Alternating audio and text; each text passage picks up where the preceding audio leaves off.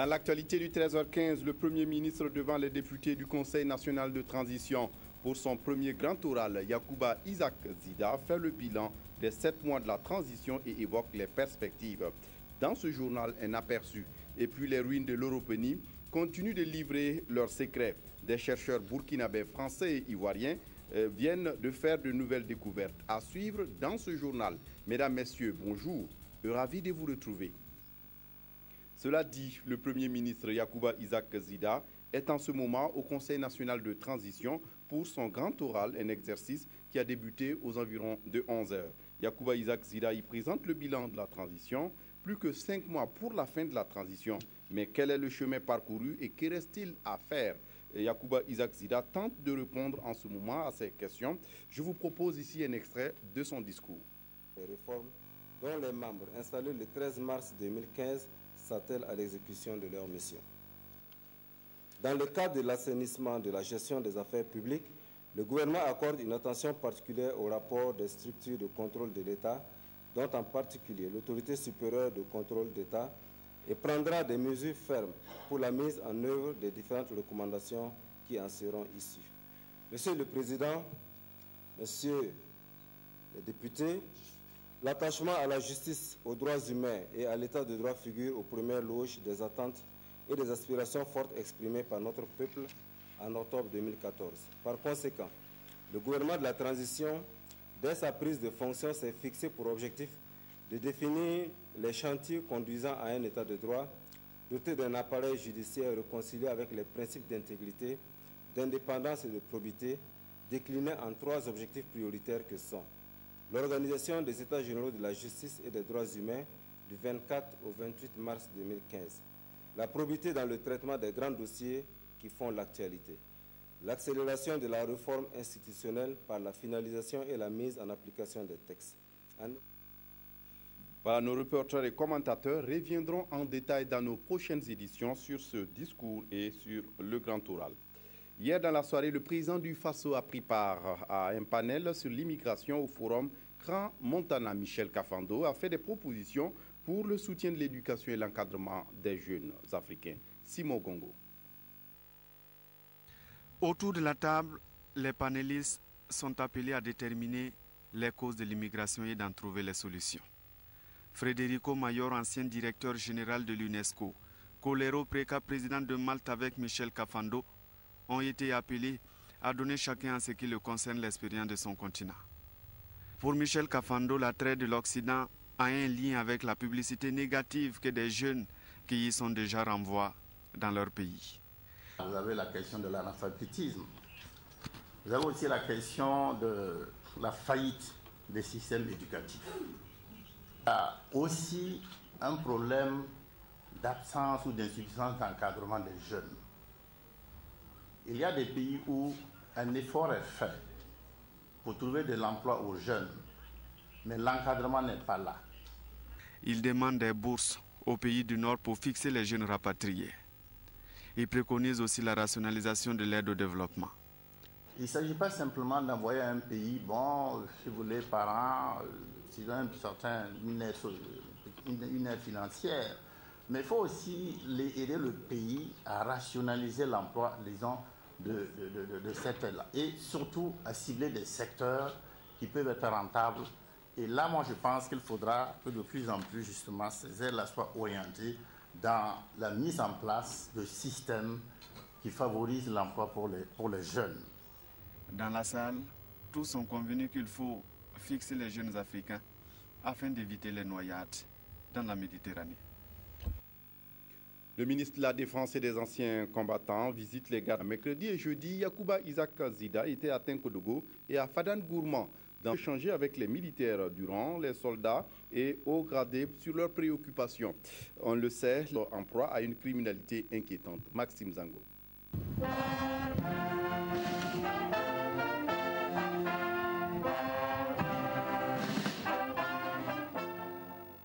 Honneur militaire, exécution de l'hymne national, revue de la troupe, voilà l'ambiance de l'accueil au 38 mars de cette sortie sur le terrain. Visite des locaux, du matériel, rencontre avec les cadres, puis échange avec les troupes militaires et les gendarmes. Un contact direct qui aura duré toute la journée. Nous avons pu toucher du doigt leur réalité.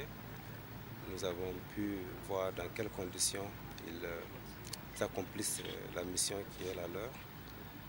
Et nous leur avons adressé un message de félicitations et un message d'encouragement. Après Tenkotogo, le cap a été mis sur Fada où est basé le 34e RIA, le régiment interarmes. Tout comme à Tenkotogo, Yacouba Isaac Zida, accompagné de la haute hiérarchie militaire, s'est entretenu tour à tour avec le personnel afin de s'imprégner de leurs conditions de vie et de travail. Il s'agit des questions logistiques, des questions essentiellement d'organisation, mais nous pensons que nous allons pouvoir apporter des solutions à ces problèmes-là.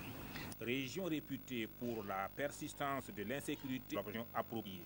Le Premier ministre ayant lui-même été témoin, en tout cas, de ce compte rendu de la part des personnels servant au quotidien. Et nous avons l'assurance que des solutions seront trouvées afin de permettre au personnel des forces de défense et sécurité d'assurer leur mission avec beaucoup plus d'efficacité pour assurer la sécurité au profit des populations de la région. Dans les deux localités, le chef du gouvernement, avant de rencontrer les troupes, a tenu une courtoisie aux autorités coutumières et religieuses. Une démarche, a-t-il précisé, pour les remercier de leur soutien, mais aussi pour solliciter leur accompagnement permanent. À toutes les étapes, des bénédictions en abondance et des prières ont marqué les séances. Toute autre chose à présent, vous avez sans doute vu des images d'enfants qui concassent le granit à Pissi dans la capitale burkinabé. Ils travaillent dans des conditions effroyables et au mépris des lois qui condamnent ces pratiques. Ailleurs au Burkina comme au sud-ouest, le phénomène de la traite et du travail des enfants est inquiétant. En 2006, plus de 64% des enfants dans la localité étaient économiquement actifs.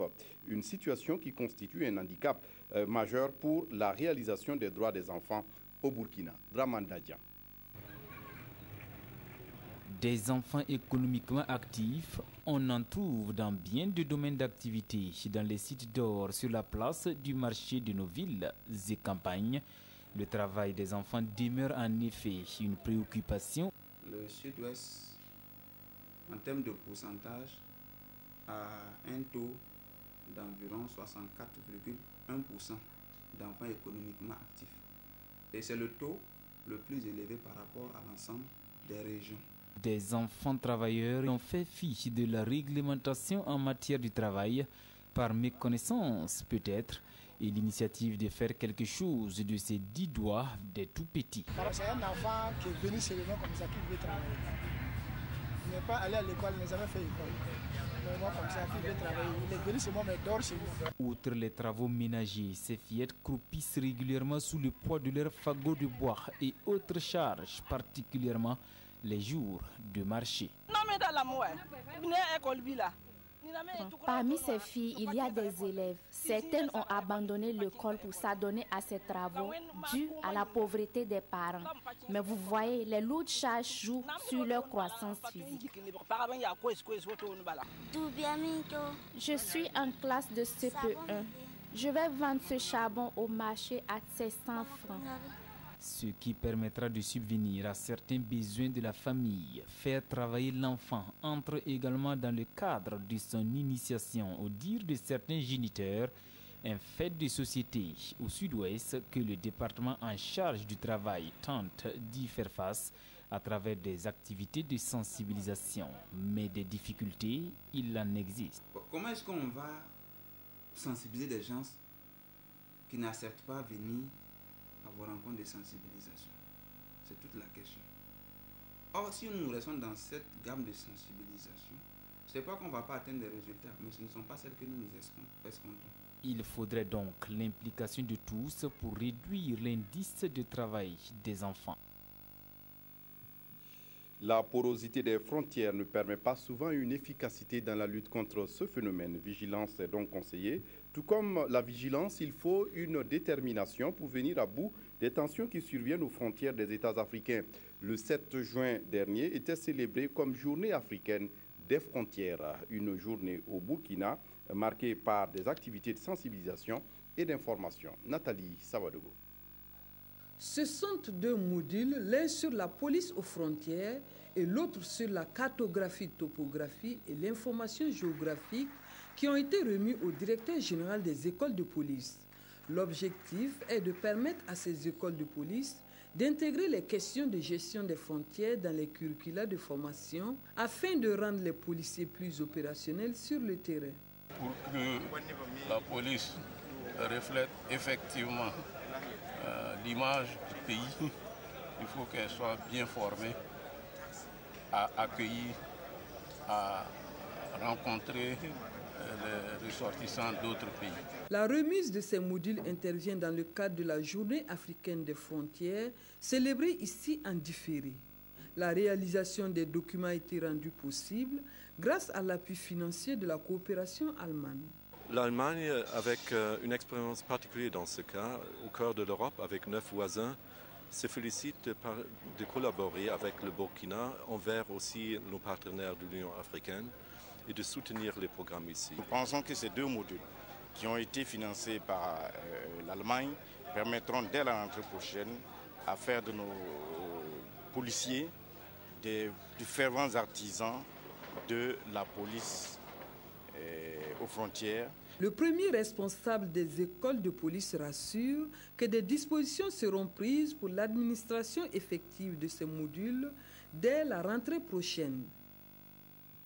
Les élections générales au Burkina sont prévues pour le mois d'octobre. Une institution qui sera en vedette, c'est bien le Conseil constitutionnel. Il veille à la régularité des élections nationales et des référendums. Il se prononce également sur la conformité à la Constitution des lois et de certains règlements dont il est saisi. À l'orée de ces élections générales d'octobre, il était important pour les membres de revisiter les principes d'organisation, de gestion et de règlement d'éventuels contentieux qui pourraient naître de ces consultations.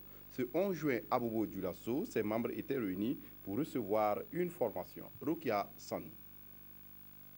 Statuer sur la constitutionnalité des lois, contrôler la régularité, la transparence et la sincérité des élections, telles sont entre autres les tâches assignées au Conseil constitutionnel. Une lourde responsabilité dans un contexte de transition politique au Burkina Faso que l'institution entend assumer de la meilleure des manières. Pour y arriver, rien de mieux qu'un renforcement des capacités de ses membres. Nous avons mis le choix sur la qualité des communicateurs, des formateurs qui seront là, notamment d'éminents professeurs au niveau national et des collègues d'un pays voisin du Niger qui ont vécu la même expérience que nous et qui vont nous entretenir de la manière dont eux, également au niveau de leur cours constitutionnel, ils ont eu à gérer cette période-là. Le juge constitutionnel et le processus électoral en période de transition, c'est la thématique qui oriente cette formation. Une activité rendue possible grâce à l'appui financier de l'ONG allemande Anzeidel. Le Conseil constitutionnel est un acteur clé pour la réussite de cette transition. Ces décisions ont une portée immense pour la transition. Nous espérons que les échanges permettront à tous les membres du Conseil constitutionnel d'enrichir leurs réflexions et du coup de les aider dans leur travail au cours de la transition et même au-delà pour instituer le Conseil constitutionnel comme un pilier de l'état de droit au Burkina Faso. Cette formation est la première d'une série dont l'ambition est de mieux outiller ceux qui sont chargés de veiller à la crédibilité des élections et d'en valider les résultats, a laissé entendre le président du Conseil constitutionnel. Et pour conduire à bon port ce processus électoral, le Burkina Faso aura besoin de la bénédiction du pape. Le pape, c'est le programme d'appui au processus électoral. C'est un important programme d'une trentaine d'organisations de la société civile porté par Diakonia. Il entend accompagner le Burkina pour des élections générales libres, transparentes et régulières. On fait le point avec Marguerite Douagneau.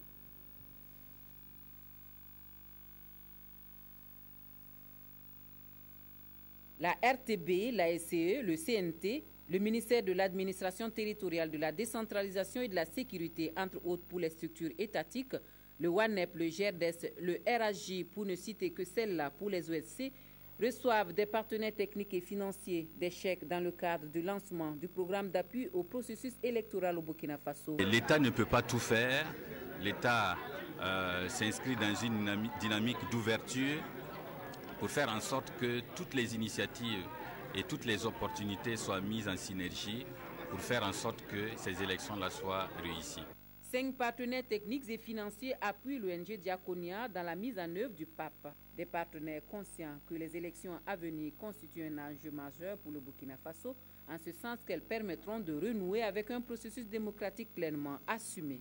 Ce que nous souhaitons, c'est effectivement contribuer à un ancrage démocratique, faire en sorte que les élections soient réussies, c'est-à-dire s'agissant d'élections ouvertes dans un contexte tout à fait exceptionnel, que ces élections soient indiscutables. La contribution de la société civile est donc attendue pour la réussite des élections et Diaconia, à travers ce programme, apporte un soutien effectif à ses acteurs sur le terrain de la mobilisation citoyenne. Nous avons une innovation dans ce programme qui est la plateforme automatisée, qui est une plateforme qui permet aux observateurs que nous allons mobiliser au nombre de 3600 de remonter les informations sur cette plateforme. Le PAP couvre la période 2015-2018 et mobilise une trentaine d'organisations de la société civile sur un appui financier de plus de 2,5 milliards de francs CFA.